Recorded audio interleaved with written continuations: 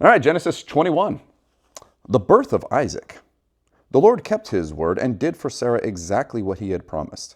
She became pregnant, and she gave birth to a son for Abraham in his old age. This happened at just the time that God said it would. This happened at just the time God had said it would. And Abraham named their son Isaac. 8 days after Isaac was born, Abraham circumcised him as God has commanded. Abraham was 100 years old when Isaac was born. And Sarah declared, God has brought me laughter.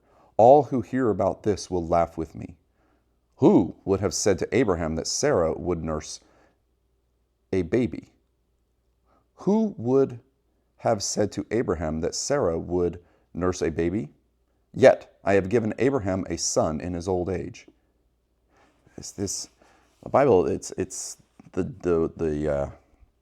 structure of this is difficult to read sometimes. Hagar and Ishmael are sent away. When Isaac grew up and went about to be weaned, Abraham prepared a huge feast to celebrate the occasion. But Sarah saw Ishmael, the son of Abraham, and her Egyptian servant Hagar, making fun of her son Isaac. Well, why would they do that? So she turned to Abraham and demanded, Get rid of that slave woman and her son. He is not going to share the inheritance with my son Isaac. I won't have it.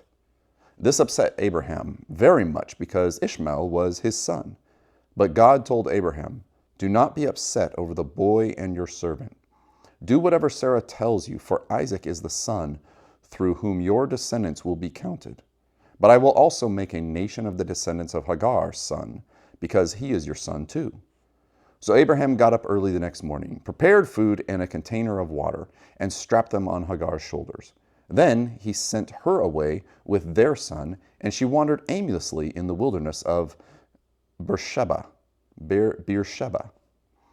When the water was gone, she put the boy in the shade of a bush. Then she went and sat down by herself about 100 yards away. I don't want to watch the boy die, she said, as she burst into tears. But God heard the boy crying, and the angel of God called to Hagar from heaven. Hagar, what's wrong? Do not be afraid. God has heard the boy crying, and he lies there. Go to him and comfort him, for I will make a great nation from his descendants. Then God opened Hagar's eyes, and she saw a well full of water. She quickly filled her water container and gave the boy a drink. And God was with the boy as he grew up in the wilderness. He became a skillful archer, and he settled in the wilderness of Paran. His mother arranged for him to marry a woman from the land of Egypt. Abraham's covenant with Abimelech.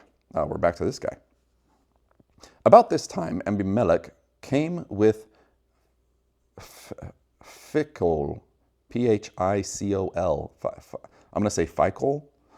Okay, so about this time, Abimelech came with Phicol, his army commander, to visit Abraham. God is obviously with you, helping you in everything you do, Abimelech said.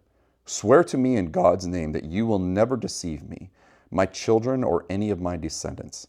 I have been loyal to you, so now swear that you will be loyal to me and to this country where you are living as a foreigner. Abraham replied, Yes, I swear to it. Then Abraham complained to Abimelech about a well that Abimelech's servants had taken by force from Abraham's servants. Okay. This is the first I've heard of it, Abimelech answered. I have no idea who is responsible.